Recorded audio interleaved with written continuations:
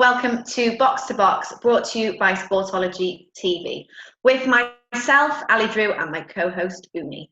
On the last episode of Box, we were joined by David Cottrell, who spoke to us about Sheffield United's great Premier League performance last season and the mental health awareness work that he has been doing. We were also joined by David Alorca, who was talking to us about his beloved Man United and reflecting on the first few games of the season. But now we have another great show lined up. Guys, this week we have somebody who's well known in the Premier League. But before I introduce him, definitely check out the shows that Ali was on about. Give us a like, subscribe, do whatever else you can do. There's also social media links in the bottom. But this week we bring to you somebody who's well known in the Premier League. If you've been following the Premier League for the last 15 years, you know who this guy is. He's Aston Villa's all-time Premier League top goal scorer, a former England international, and I just mentioned to him off camera. I was on my Twitter and I saw his face straight away. So he's busy in the punditry game. None other than Gabby Agbonlahor. Gabby, how you doing, my friend? You all right? Yep, I'm very good, thank you. Nice to be here and speak to you guys. Thank you very much. It's a pleasure for us to speak to yourself. Like I said, first thing I do in the morning, I try to keep up with the news. And I saw your face on Twitter talking about a lot of football things, and you're sort of making your name in the punditry game. You're doing a lot of stuff for TalkSport. Talk to me about life as somebody as a pundit. I feel like I really enjoy it, but I feel like the first lesson you got to learn is that you're going to upset someone. You're going to upset some sort of fan base every time you speak. So you can't really look at the comments that you get on social media and take any notice of them, because if you do, it's not for you, punditry, because you're going to get a lot of stick, as you probably already know. Do you find that you get more stick as a pundit than you did as a footballer? You know, do you feel that people are just going at you a lot more? I guess because you're giving your opinions, but then people in football are very passionate. Yeah, I feel like football, you got abuse, but I feel like with punditry, you're going to upset someone, and everyone's got their own opinion in football. So my opinion is not going to be right to most people, even, because another pundit's opinion might not be right to me. So you're going to upset someone, some fan base. You're going to upset the rivals of a fan base that you say that are going to do well this season. For instance, I've said Arsenal will finish top 4, so Spurs fans are having a go at me. United fans. So you can't win, really. So you just got to take it all and not take any notice of it and just enjoy it, really. And I like about it is that it's your opinion. So your opinion might be wrong, but it's your opinion. So you can say whatever you like, really. And some people are going to say you're wrong. Some people are going to say you're right. Or with some things, everyone will say you're wrong. But, life goes on. Gabby, we're living in this era of social media. When you were a football player back then, it wasn't striving as much as there is now. Everyone's on the social media platform. There's people hiding behind accounts who are throwing abuse at people as well. But you're feeling that now because you were a pundit. But as a football player, you might have not got that as much as you're getting now. How much has life changed throughout the years, and especially in regards to social media? Yeah, 100%. I feel like social media come out in, was it 2011? Was it Instagram come out? You're talking about Roughly that time. Like, I made my debut 2006. And I feel quite lucky that social media wasn't around in 2006 till 2011, because I would have got in a lot of trouble. I think you get away with a lot more things back in the day because there was no cameras, social medias. So people couldn't tweet that they've seen you in a bar on a night where you shouldn't be in a bar. But now these players can't be anywhere. If you're in a bar on a Thursday and you've got a game on a Saturday, someone tweets it, then the club's going to get hold of it. You're going to get in trouble. Back in the day, you could get away with more because there wasn't social media to sort of grass you up on, if that makes sense. So it's changed a lot. And like you says, during 2006 to 2011, you have a bad game or something happened in the media, it's on the back of the paper or the front of the paper, but the next day it's forgotten. Now, people are tweeting it. People are putting it on Instagram. You have a bad game. The players now probably won't want to look on Instagram or Twitter after a game if they have a bad performance because they know they're going to be getting abuse and getting hammered. And that's the problem. You can't. It's too easy for someone to pick up the phone and give you abuse now. Yeah. So it's changed a lot, and I feel like it's tougher for the players now. Actually, thinking about that and thinking about social media, a player that comes to mind and somebody that you'll know quite well is Jack Grealish. When we were in lockdown, a couple of months ago, there's a video that came out that he sort of broke them rules. You know, if, like you're saying, in the social media era that we're living in, somebody can take a quick video, put it on social media, and then it blows up, which he did. He had to come out and make a formal apology. But let's talk about Jack Grealish. We know that Manchester United were linked to him, and they were linked to him before the summer transfer window. It seems like with Aston Villa staying up, the price went higher. He signed a new contract. Tell me what you make of Jack Grealish signing his contract and tying himself down at Villa. I think for me as a Villa fan, and you know, Villa's everything to me. It's massive for the club. I feel like it shows intent of you wanting to get relegated if you sell your best players. Jack Grealish is Aston Villa's best player. It shows that Aston Villa, they don't want to go down. They want to stay up. They want to improve on last season, climb that table. And there's nothing better than keeping your best player tied down for 5 years. And that's a different approach from Aston Villa, because during my era there, anyone who was worth selling, the chairman and owner would be like, all right, we'll cash in on him.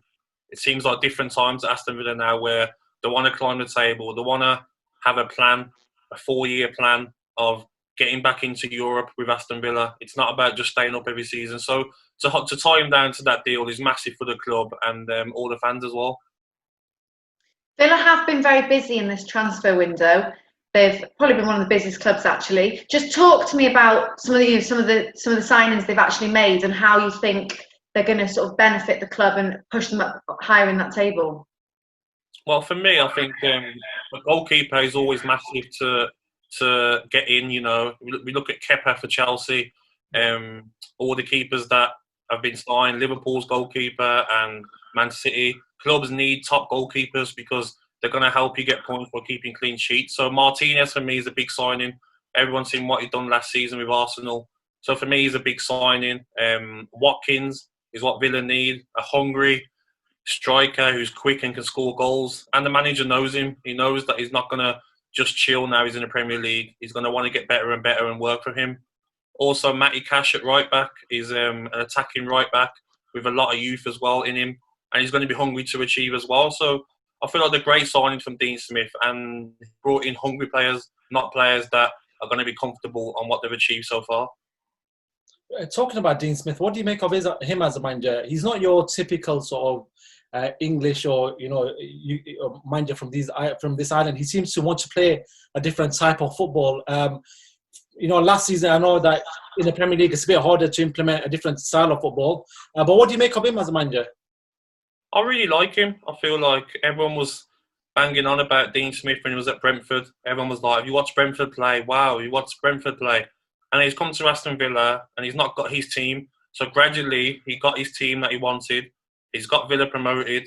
He's kept them up last season when a lot of the players that were brought in last season were not his players. It was a sporting director that has been sacked at the club. He brought in them players. So you can't judge him on last season really either. This season, he's been given the money. He's been told, here you go and buy your players by the sporting director in the club. And he's went and brought in players that they're not players from the Belgium league that are not proven in the Premier League. He's gone out and got players that he knows are going to do a good job. Players that are hungry. 2 players from the Championship that are hungry. 1 from the Premier League in Martinez, who's proven. So he's got his style to play. We've seen it against Burton in a cup. Aston Villa, I know it's only Burton, but Aston Villa were playing with the ball, playing from the back, playing nice football in midfield, and they've got the pace on the counter-attack. So I'm excited for this season, and I feel like now he's got getting his squad together, and we'll see a better performance than last season. So, go on.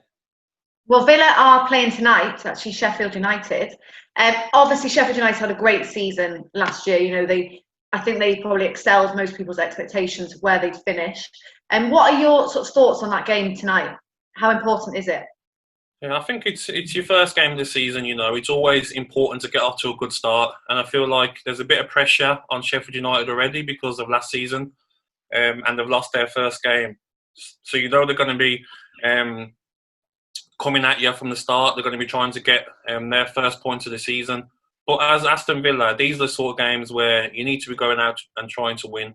We've seen what Aston Villa's last 6 games are like this season. They've got a real tough running in the last 6 games. So they need to start off the season with a good start, get that first win under your belt. And I think today, I look at this game and I feel like do not lose it. you'd love to win it, but I think you'd take a draw today as well if that's the result, because Sheffield United have proven to be a good side. Gabby, I just want to move away from Aston Villa. I just want to talk about current football issues. Going back to this weekend, there was a lot of football that's happened. And something that stood out for myself is the inclusion of VAR. If you watched the Manchester United game, you saw the penalty that Crystal Palace had. And it just seemed a crazy handball decision to give. Lindelof was maybe about 4 yards away. Ball hits him whilst he's in a natural running position. You're looking at this as a football player. You played the old way. VAR's in at this present time. What do you make of this craziness that we're living in? Because decisions are being made that are not technically football decisions. The only thing it's good is if you're a penalty taker at a club and you're laughing because you might get 15 goals this season from penalties. The top goal scorer might be a penalty taker, but everyone else, I think it's total nonsense, because if I'm a striker now, I might even try and just kick it at the defender's arm on purpose to get a pen, rather than go for goal if the goalkeeper's good, because you've seen them penalties. None of them were penalties. Lindelof wasn't a penalty. Doherty yesterday, you can't call them penalties. It has to be deliberate, and I think everyone in football will agree, every manager, no matter if they're going in your favour, because this is going to cost someone their Premier League survival. It's going to cost someone their top 4 or even winning the league, because defenders can't, there's no pockets in their shorts. They can't put their hands in the pockets when they're defending. You know, you're going to have your arms about. So it's a bit ridiculous, and I feel like you could get a penalty per game this season. Another sort of topic I want to discuss, and it dominated all of last week, was the return of Gareth Bale to the Premier League. Talk to me about how big a signing this is. Do you believe that Gareth Bale can reignite his form? He's not been playing for the last year and a half properly. What do you think he can sort of reignite what he was and become that player that he was?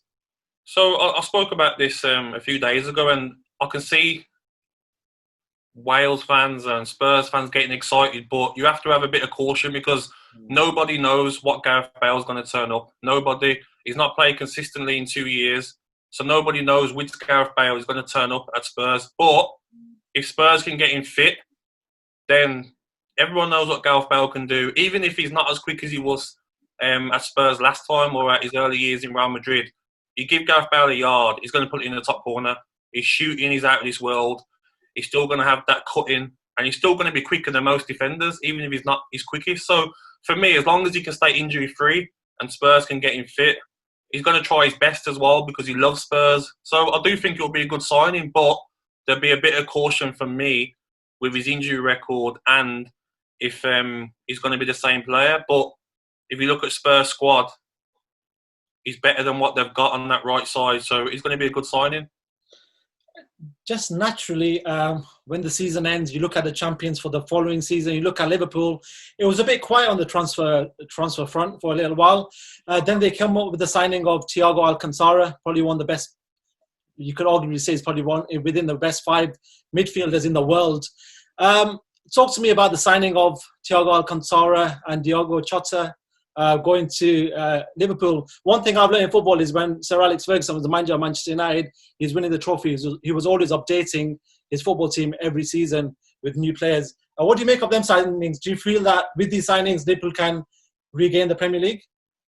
Yeah, and I said this yesterday as well. Even if Liverpool didn't sign the player, I still think they'd win the title, but you'd be closer. But Thiago signing and Jota signing, Liverpool will win the Premier League by 10 points again, minimum. I feel like their starting 11 is going to be a bit worried now about, if I have a bad game, we haven't got Origi, who you're not really that worried about them taking your place. You've got Jota. For me, Jota's one of the most exciting players in the Premier League last season. Yeah. He's got great dribbling ability. He can score goals, and he was frightening last season. So for me, adding them players in that team, I mean, Thiago's going to add that killer ball that Liverpool have needed against sides that try and park the bus, you know. So for me, Liverpool now are going to win the league again, and I feel like they'll win it comfortably, because yes, you have to keep improving your side every season, but you don't panic buy. Liverpool haven't panic buy. They've seen Chelsea buying, they've seen City buying, they've seen Arsenal changing their side, but they've waited. They're waiting for the right players, and I think every team in the Premier League would love to have Thiago, and he chose Liverpool because he must feel that they're going to win the league again. So for me, Liverpool are going to be even stronger than last season. Who do you think is going to be Liverpool's closest threat then? If you think, they're going to win again, but who do you think is actually possibly going to threaten them? I think it'll be Manchester City. I'm really excited to watch Manchester City tonight and see how Nathan Ake does against Jimenez. But I just feel like, apart from Manchester City, I don't see anybody else challenging for the title this season. I feel like Manchester United have their problems. Arsenal are getting better bit by bit. Spurs, midfield and defence, I'm not too sure about. So for me, it's still going to be Manchester City, the closest. But I just feel that this Liverpool team is frightening. I mean, last night, even before Chelsea got to 10 men, it was relentless, wasn't it? It was like a boxing match, and Chelsea were getting beat up, and eventually they were going to get knocked out, and that's what happened in the end. So I feel like Liverpool are going to destroy teams this season, and they've got that added threat. I mean, some games they can play Jota, Firmino, Mane, and Salah in games. Yeah. So it's just scary to see how Liverpool are going to play this season. You actually spoke about seeing their Chelsea's transfers. What do you make of their transfers? Because they've dominated the transfer window. They've signed maybe 6 players and 3-4, really, really good players in Europe. What do you make of their transfer window so far? I think it's been a good transfer window for Frank Lampard. I was having this a bit about with my mates. It's like he's playing Football Manager, and he's had a chance to go and spend what he likes. But you look at the players he's brought in, and they're great players. Ziyech, I like him a lot. Werner, he showed his quality already in 2 games. The way he plays, he can say he's going to score goals this season. I think Havertz is going to need a bit of time, but he's a good player as well. And Thiago Silva's going to add experience at the back. So the problem that I'd have with Chelsea, though, is that are they going to give themselves a bit too much to do by the time their team gels? Are we going to look at Chelsea more next season? I think the goal for Chelsea this season will be top 4 again. And then next season, when the team's gelled, they'll probably go for the title. But I do feel like they're great signings, but they're going to need time, aren't they? Even Chilwell, he's going to need a few games to get back up to speed after missing the start of the season. Gabby, when I was looking at on Twitter this morning, you spoke quite passionately about a certain referee, Mike Dean.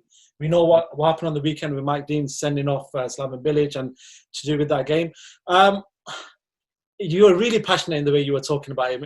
Has it been when you were playing back in the day, was there certain issues that you had with this certain referee? Listen, it's not even just about me. It's about every player I've played with and every player that I've known that played in the Premier League and still play. He's that sort of, he's got that arrogance, and I'm glad that he's got found out now and everyone's seen it themselves with the Bilic incident, because he knows the camera's coming, Mike Dean. He knows the camera's on his way, so it has to be about him. The camera's there. Okay, let me show my arrogance here by walking past Bilic and sending him off. Bilic didn't swear at him, did he? He didn't say anything about anything bad. Why are you sending him off? Because it's a power trip. Like people say, he's probably the guy who wanted to be a footballer, and now he's gone into being a referee. So now he's got that power. He wants to use it, because even when I was playing, you'd ask him something and say, "Come on, ref." He'd say, "Get lost." "Oh, shut up." That's how rude he'd be to players. I'm not saying players are golden. Yes, we have given refs a lot of stick, but a lot of the refs will talk to you. Even I went over to Mike Dean during the game, be like, "Mike, come on." He'd be like, "Go away, go away." So for him to be found out now by doing it in front of millions of fans and everyone can see him, it showed exactly how arrogant he is. Could the counter argument be that maybe footballers need to show referees a bit more respect? Yeah. Because there is, I think you hear it on the cameras as well, especially with lockdown happening, that they're swearing at the referee. And in rugby, you can't get that. If you swear at the referee, you get put into the 100%. 100% refs and footballers should respect each other more. 100% footballers should, but this is a certain ref who you could speak to him like you were speaking to, do you know what I mean, a member of parliament, and he'd still tell you to get lost. It doesn't. He's that arrogant of like, "Oh, I don't have to talk to you. Like, I'm the referee. I'm bigger than the." Do you know what I mean? Everyone says that it's like the Mike Dean show, but I definitely agree. Players should definitely respect refs more. But it's hard. If you feel like you've been given a bad decision, you're not gonna, like, in that heat of the moment, the adrenaline, you're gonna swear at the ref. Do you know what I mean? But then you wouldn't mind the ref swearing at your back because you've done it first, but it's a whole different scenario in my Dean. He's just got that arrogance about him where you can't talk to him. I mean, Bilic didn't swear at him, did he? Why can't he stand there and say, okay, take your complaints on board, and then we speak about it more when we get inside the tunnel? You send him off straight away. I mean, if we talk about players getting sent off unfairly, I'm sure that Bilic red card will get overturned. So I just feel like it's more him being an arrogant person than anything else.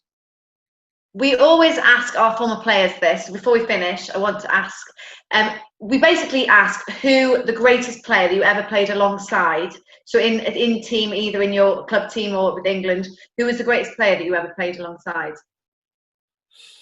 Now that you've mentioned England, then I'd have to change it. So for me, it's got to be David Beckham. I mean, I was lucky to play with him once for England, and incredible. Even in training, I've never seen anyone like it. Every shot he'd done in training was like a free kick during a practice game or a six-a-side. It was like whip, top corner, bottom corner. I've never seen a keeper save one of his shots in training. I've never seen anything like it for like goal scoring and passing. So for me, definitely David Beckham. It was unbelievable. Gabby, what about the best player you've shared a pitch with? Maybe somebody in the opposition team. Because I really like Arsenal, I've got to go down to Thierry Henry. Okay. I played against him when he returns. Actually played against him at Highbury in one of my I think it was my first season in the Villa team, 2006. It was the last season at Highbury, and I played against him. I was just starstruck running around that pitch like, wow, my idol.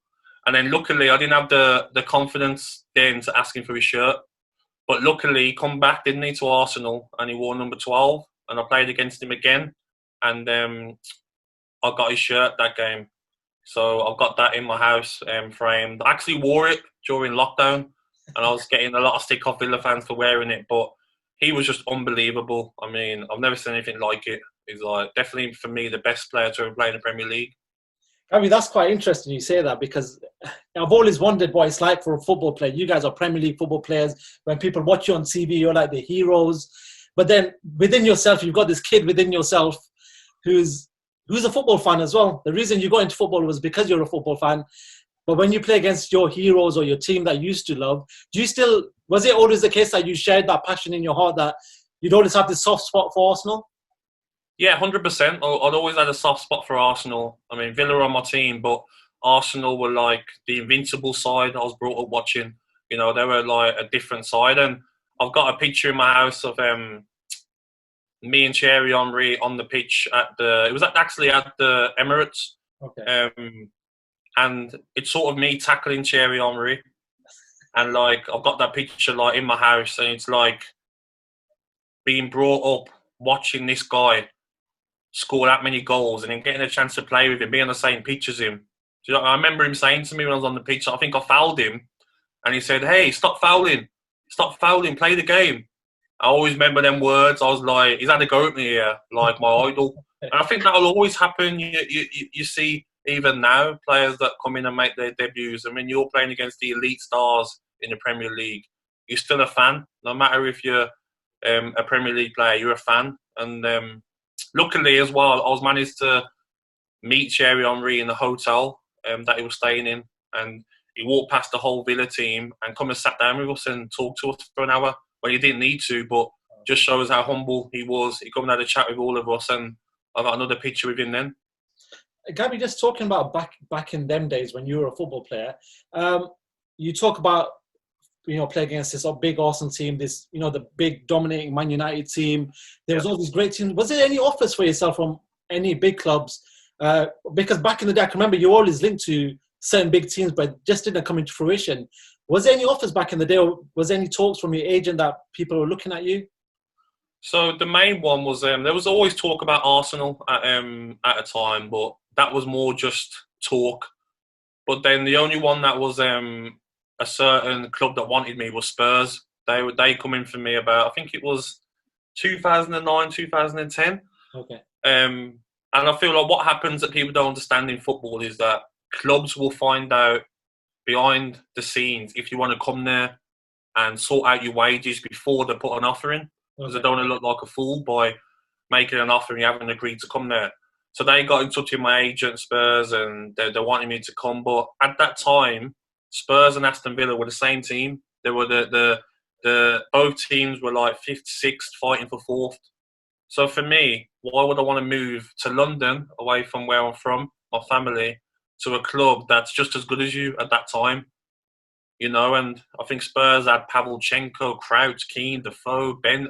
I can name more, Berbatov maybe. Spurs had so many strikers. So me and my agent said, what's the point? You're getting into England squads at Aston Villa. You're playing week in, week out. It's your club that you support. So it was a no before they even put a bid in. And I feel like a lot of other teams as well might have been interested, but I feel like with me, everyone just knew that I was not going to leave Aston Villa. Does that make sense? I know, because I'm from there and I've been in the academy and I'm a Villa fan and I was playing for so long for Aston Villa, I think that sort of put clubs off anyway to even come in for me. The sort of loyalty that you showed with your club, you rarely see that with football nowadays. Back, you go a little bit back, you could probably talk about Carragher, Gerrards, Giggsy's, Scholes's, these sort of players. But nowadays, even with managers, obviously they get sacked if they don't do the job well. But with football players, it seems to not be that sort of loyalty where they play for 8-10 year span most of the time. Well, what's changed? What's changed in football? I think it's hard as well for some footballers. That I don't blame them, because clubs aren't loyal either. So let's not get it twisted that clubs are loyal to players. If a club doesn't want you, they'll soon throw you in the under 18 changing room or under 23 changing room and try and like force you out. So I don't really blame players that aren't loyal. I feel like for me, the club was good with me. It was my club, my city. I was happy here. My family's happy here. Villa weren't 18th, 19th team. We were finishing 6th 3 seasons in a row, fighting for top 4. So there was big things going on there. So it's hard to blame other players that might leave, because it's a short career as well. You've got to understand that, like footballers, you might get, if you're lucky, 10 to 12 years at your top. You know, you've got to make the money as well. So a lot of players might leave for double the money at a bigger club, even though they love the club they're at. So I can't really blame them, and I feel like it's different for everyone else. If Liverpool were finishing 17th, 18th, I'm sure Steven Gerrard would have left, or Carragher.